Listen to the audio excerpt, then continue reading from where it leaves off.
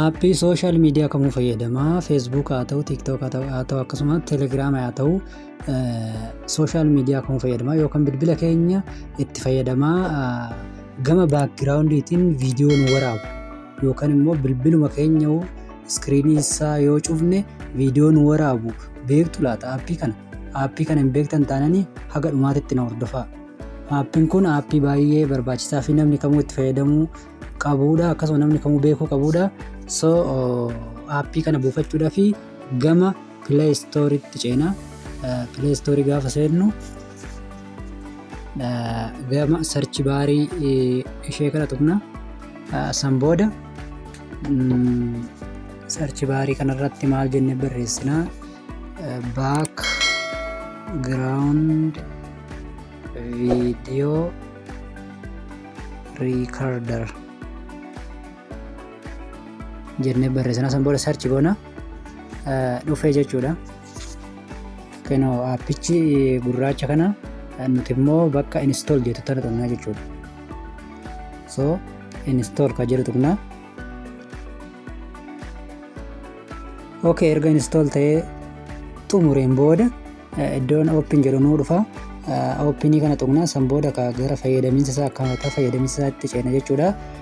Akkuma jalqaba jenne aappiin kun gama duubatii viidiyoo waraaba jechuudha. Iskiriinii haga iskiriinii bilbila keenya cufnee viidiyoo waraabuutti ga'a jechuudha. Iskiriinii bilbila keenyatti illee cufnee yeroo tokko viidiyoo waraabuuf start goonee san booda halluu ka jedhu tuqna.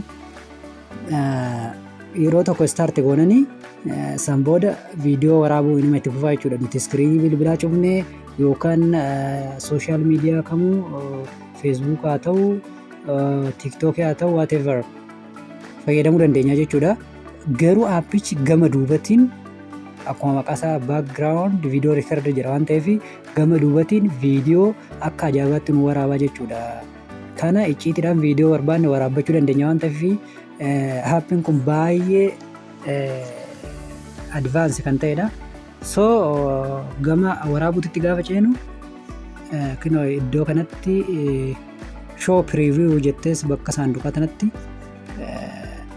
on irra goonaa jechuudha. Kunoo ishee kana onii. San booda gaafa onii goonu gamanatti nu fidaa jechuudha. Iddoo kanatti permissionii kennina. Permissionii kana on goonaa jechuudha iddoo kanatti. San booda gama duubatitti deebinaa akka jalqabaatti. So amma viidiyoo keenya eessa tuqnee waraabuu dandeenya? Kunoo bakki itti mallattoo viidiyoo waraaban ishee kana tuqnaa jechuudha. Ishee kana gaafa tuqnee inni viidiyoo waraabuu itti fufee while using app jedhuun tuqe. San booda gaafa gadi tuqnu viidiyoo waraabuun itti fufee jira jechuudha. Don't show this dildo kan jedhu kana tuqna.